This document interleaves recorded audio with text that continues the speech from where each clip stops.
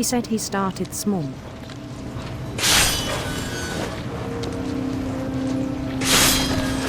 Imagining a labyrinth. He'd feel his way about. Then something moved. Bats. And toads.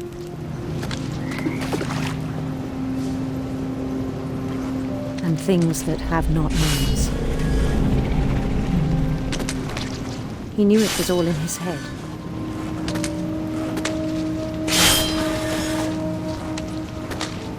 But he took it very seriously. I had hoped he'd find himself.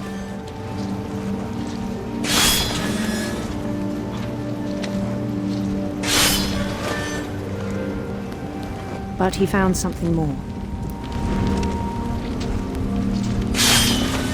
I worried about him then. Daydreaming at the cannery. I spoke with his boss. But he said Lewis had become a model employee. Methodical, tireless, focused. Like a whole new Lewis. So I let him go on.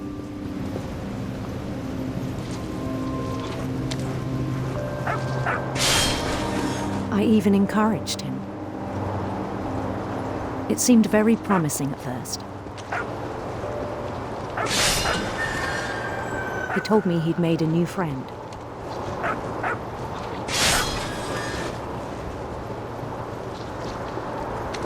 On the edge of a city he named Lewis-topia. He built the city up slowly, brick by brick. Then he made musicians.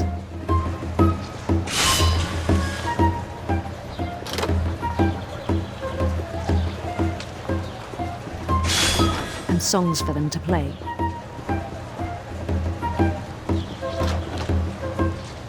He talked about starting a band. And he was always humming something. Every day his imagination grew stronger.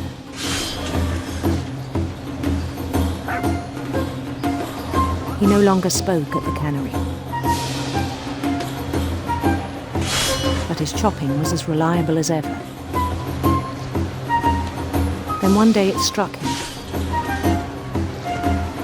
that all the cheering crowds, even the stones under his feet, were all in his imagination. So he could do whatever he wished.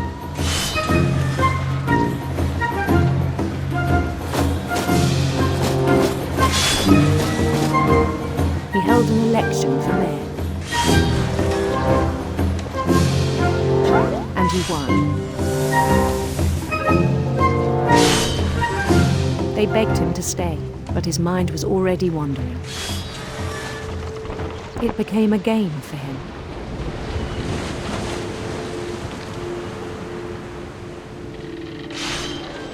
He'd conquer a city, then immediately push on.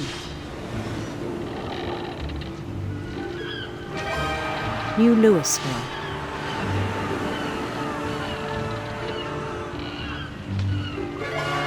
St. Louis. He started drifting away from our reality.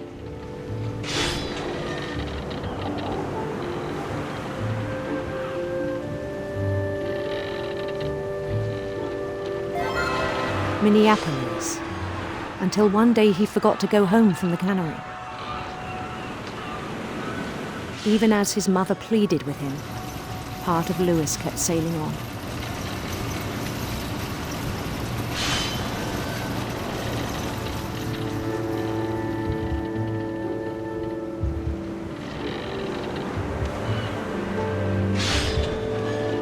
In Lewisburg, he heard rumors of a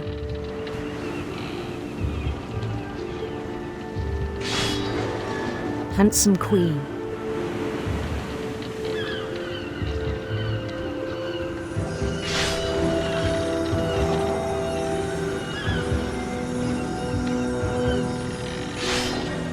queen was on her own quest for radiant rainbows.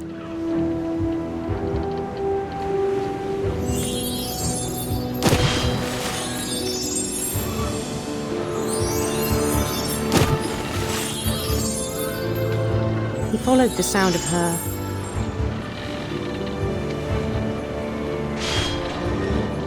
electric sitar.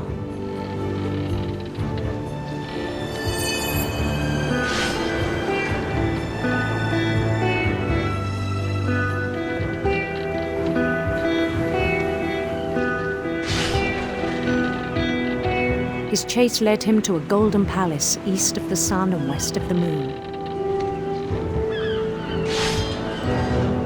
Even then, his logic remained sound. He knew the world was all in his imagination.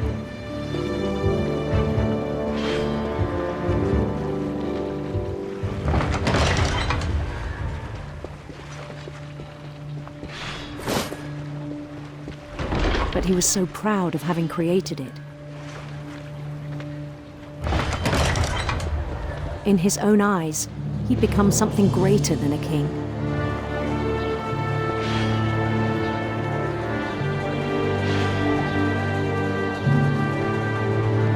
For someone who'd never known success in the real world, I think it was overwhelming. And then it struck him that the real Lewis was not the one chopping salmon, but the one climbing the steps of a golden palace.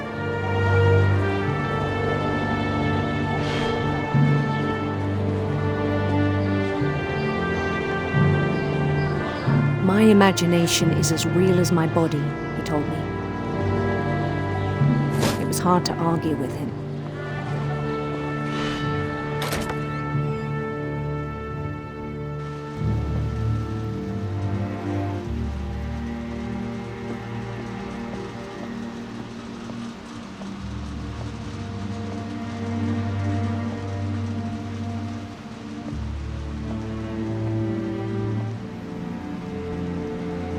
Began to forget the world we know.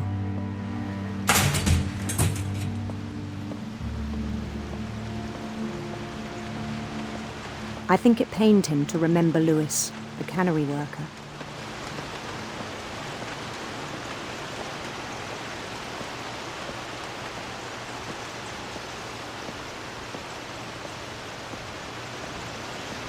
He began to despise the man with a royal contempt.